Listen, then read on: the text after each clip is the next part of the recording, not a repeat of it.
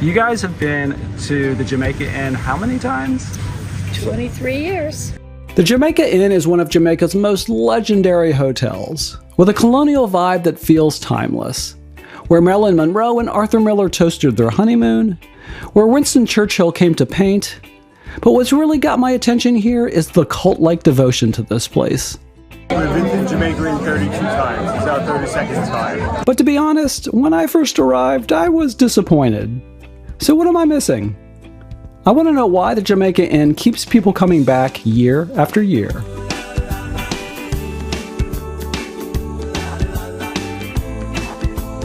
But before we can see if I can be converted into a true believer, I should tell you where we are, which is just 5 minutes outside of Ocho Rios, or Ochi as the locals call it. About 90 minutes from both the Montego Bay and Kingston airports. This is a major cruise ship port and home to way too many mega resorts. Despite that, if you dig a little, you'll find that Ochi has some real Jamaican charm. When I first arrived, they put me in this room with a view that was literally over the water. But I'm a picky guy, and looking directly at the Sandals Resort doesn't work for me, especially with these veranda-type rooms starting at $500 a night.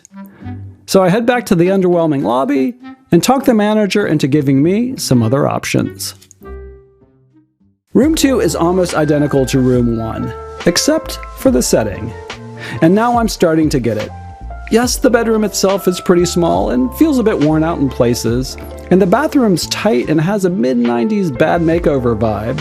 But it's this alfresco living room that makes this place. It's not just close to the beach, it's right there on the sand's edge. And it's as big as the bedroom. But it's not about the size, it's about how they've layered this classic and comfortable furniture, the sounds of the ocean, and the columns framing the view, to give the veranda a sense of place. And for me, this is what makes the Jamaica Inn special. The first room and this room are both called Premier Veranda Suites here. My advice is to ask for the beach wing. That's where we are now. Unless you liked my first room better, that's the west wing.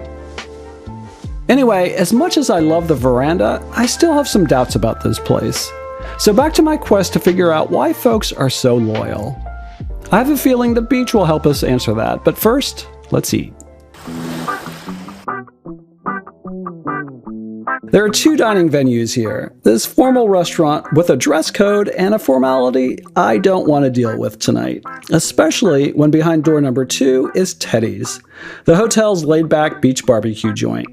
No shoes, sand in your toes, and shorts are just fine. Hard to beat being so close to the water, under these beautiful trees, with a cold drink and wood-fired barbecue and pizza right out of these ovens. On my second night here, the hotel hosted a cocktail party with free snacks and drinks. A great way to meet other guests and get their views on this place. I know I said I wasn't thrilled when I arrived, but to be fair, the 4 guests I asked raved about this place, and the 5th liked it a lot. With the cocktail party winding down, I'll walk over to the beach buffet that they do 2 times a week here. And I have to give these guys some credit for a classy setup. I'm not much of a buffet guy, and I'll give the food here a 6 out of 10, but the bonfire makes up for a lot, and I have to admit, I'm starting to see the charms of this place.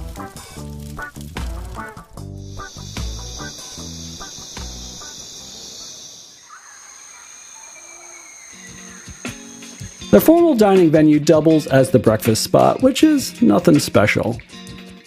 With breakfast checked off, let's check out some of the other rooms here. The key to the Jamaica Inn is getting a fair price. You can get a room here with a nice balcony and ocean view starting at around $400 a night, including Jamaica's ridiculously high hotel taxes, most times of the year if you plan ahead. But prices fluctuate wildly, so if they want more than $500 a night, I'd check out some of the Swank Guide's other hotel recs here in Jamaica. You have the option of these cottages, which are away from the main hotel and overpriced in my opinion.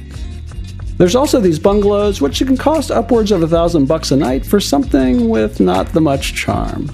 But here comes some redemption.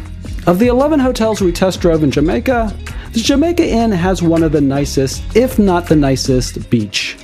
It's very private, and even though the hotel's almost full, the beach doesn't feel crowded, with people spread out on long rows of loungers, at the pool, or hanging out on their verandas. The Jamaica Inn's great for kids, with calm water for swimming and lots of water sports options. The barbecue joint doubles as the beach bar that stays busy all day, with a friendly staff who are happy to bring drinks or food to your lounger. The croquet lawn and the chair setup are another touch that adds to the old school vibe. The original pool's from those days when the beach was the main event at beach resorts, so don't come here if you're looking for that Instagram moment at the pool. I only recommend hotels I've stayed at and love, and I didn't love this one. So why is this on our list? Because I believe there's no one-size-fits-all for a hotel. A lot depends on your financial circumstances, your stage in life, and your taste. And even though I didn't love the Jamaica Inn, the great beach and the old-school charm go a long way. Ultimately, I'm recommending this place because of its loyal following. And the Swank Guide isn't here to convince you to stay at any particular place, but to give you all the info you need so you can see what hotel is best for you. So I hope at least I've done that. Next, we're headed down the road to Port Antonio, Jamaica's most remote resort area, to a hotel called Gijam.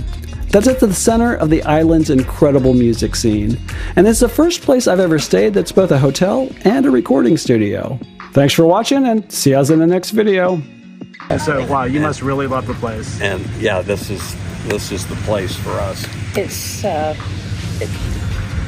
a little bit of it's a small gem.